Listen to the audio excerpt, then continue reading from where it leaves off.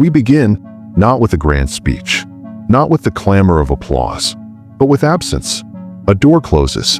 A man steps away from the noise. His silhouette dissolves into the horizon, and with each step, the chaos behind him fades.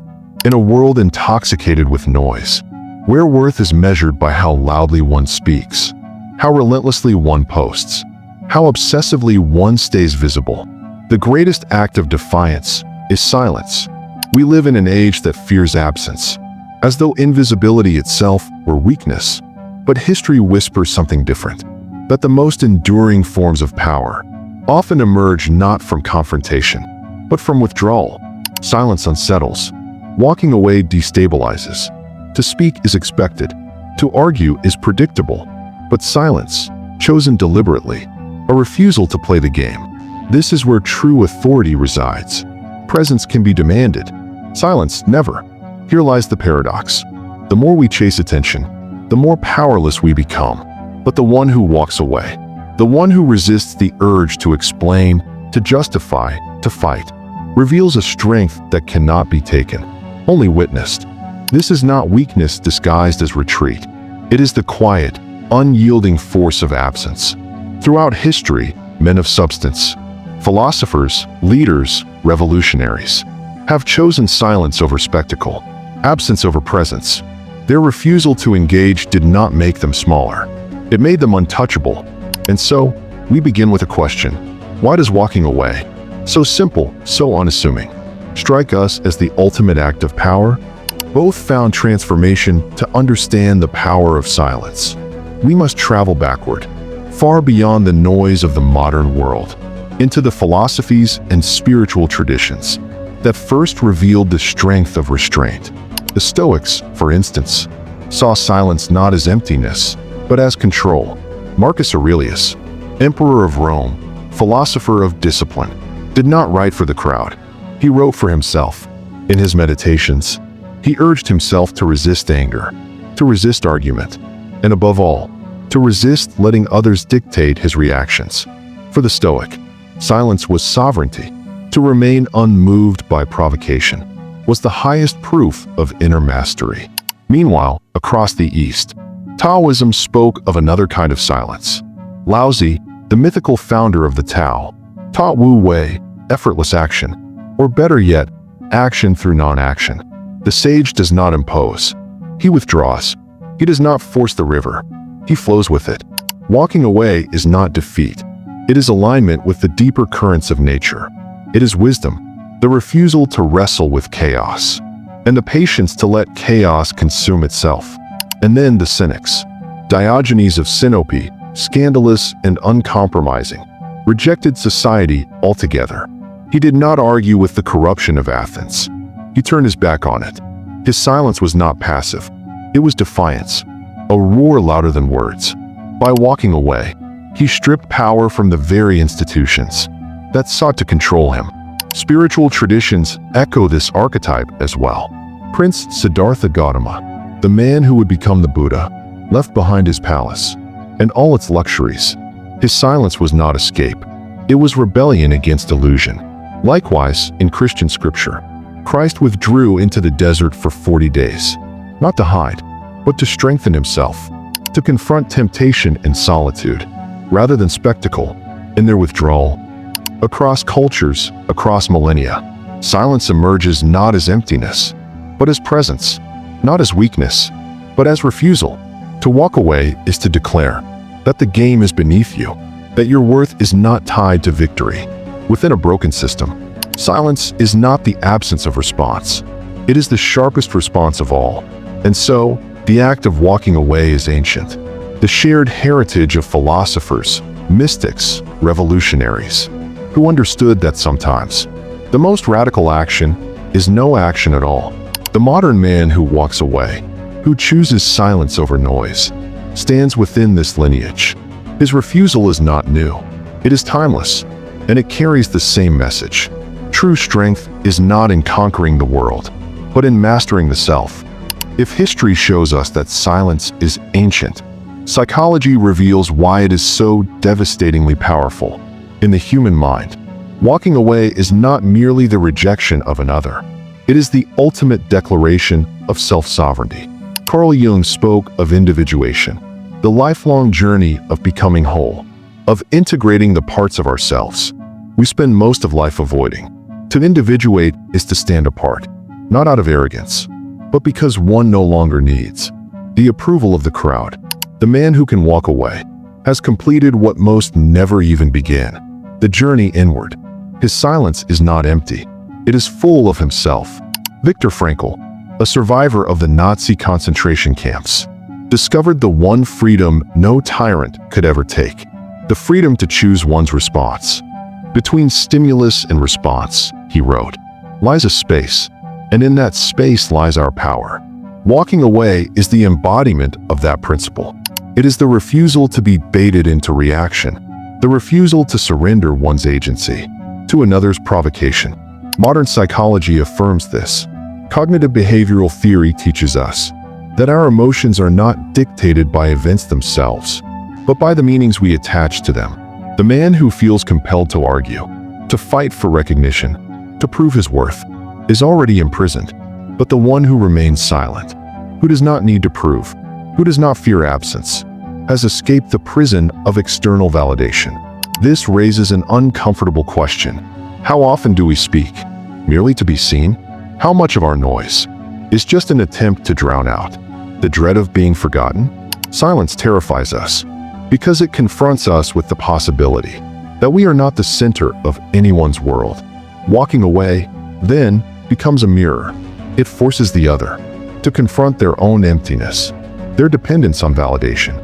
To be left without rebuttal is far more haunting than any argument. The absence echoes. It lingers. It destabilizes. Silence, therefore, is not passive. It is psychological dominance. The man who walks away reclaims the only territory that truly matters, his inner life. He becomes untouchable, not because he overpowers others, but because he no longer needs them. In psychological terms, this is mastery. In human terms, it is freedom. Silence is never neutral. It can liberate, but it can also enslave. The same absence that empowers an individual, in other hands, becomes an instrument of domination. To understand silence fully, we must confront its double edge. History shows us how silence has been weaponized by those in power. Totalitarian regimes understood this well. To erase a voice is to erase a person. In Stalin's Soviet Union, dissidents vanished, not only physically, but linguistically. Names were cut from records, photographs retouched, entire lives swallowed into the silence of state censorship. Their absence was not accidental. It was deliberate, a warning that silence itself could be forced. Even today, silence is wielded strategically. Corporations deploy it with precision. The unanswered email, the ignored complaint, the ghosting of customers or employees.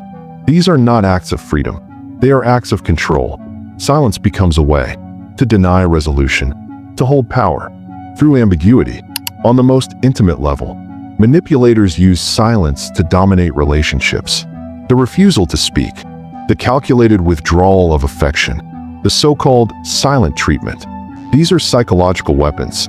They destabilize through uncertainty, leaving the other trapped in a void of unanswered questions.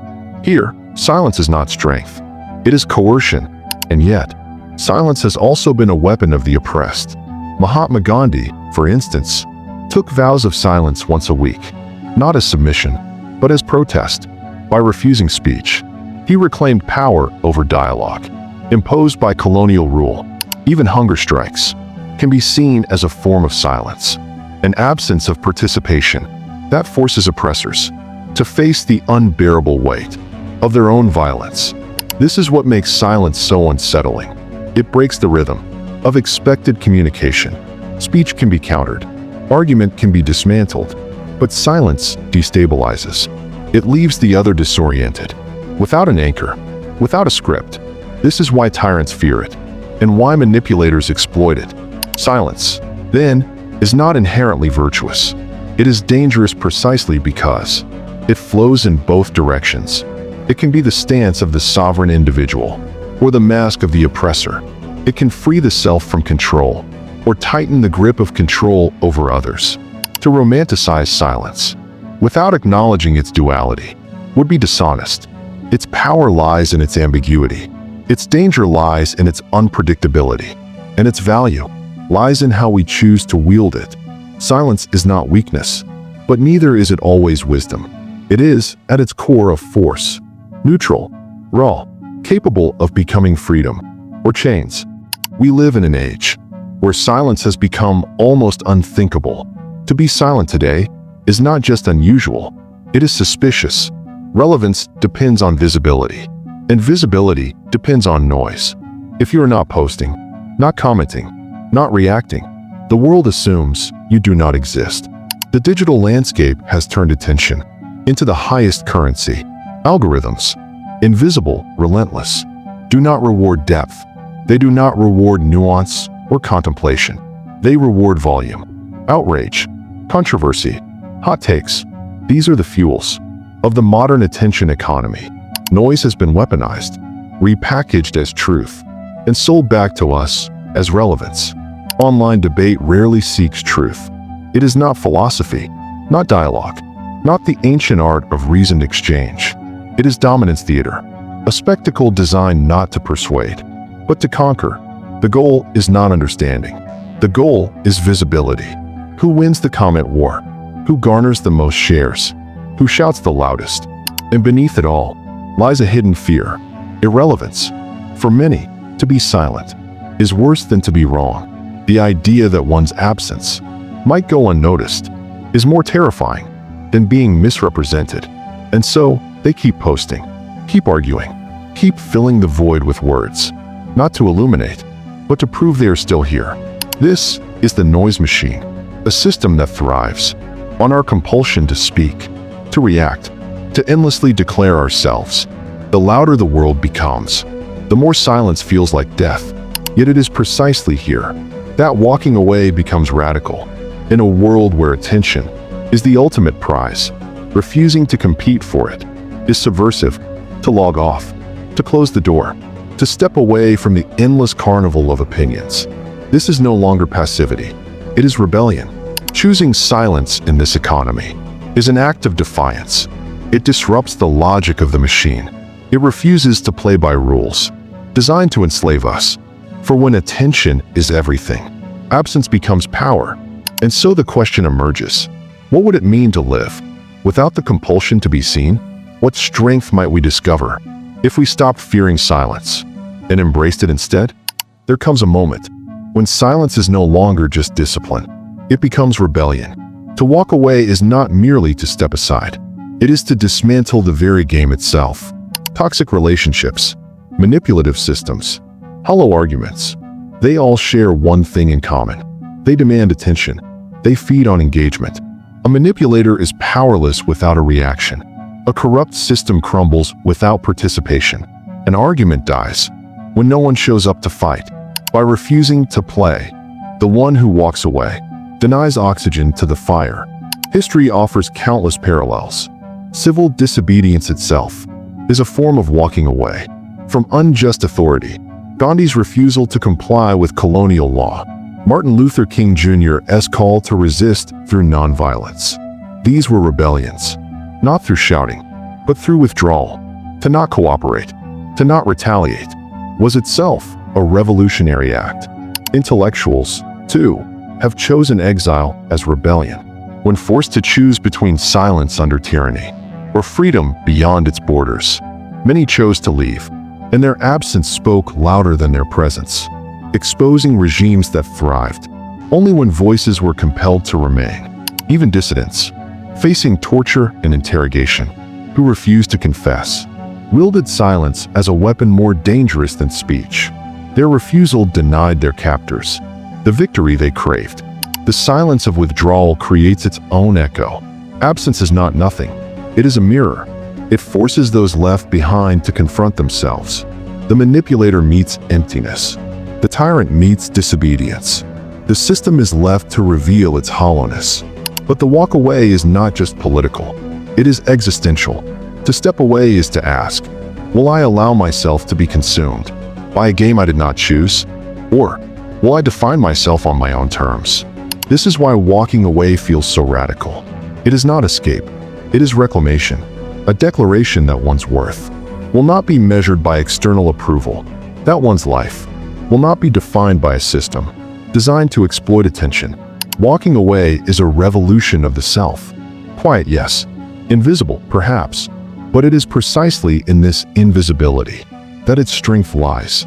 For the one who refuses to play is the only one who truly wins.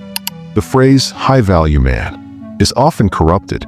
Popular culture reduces it to wealth, to status, to charisma, or physical dominance. But these are fragile currencies.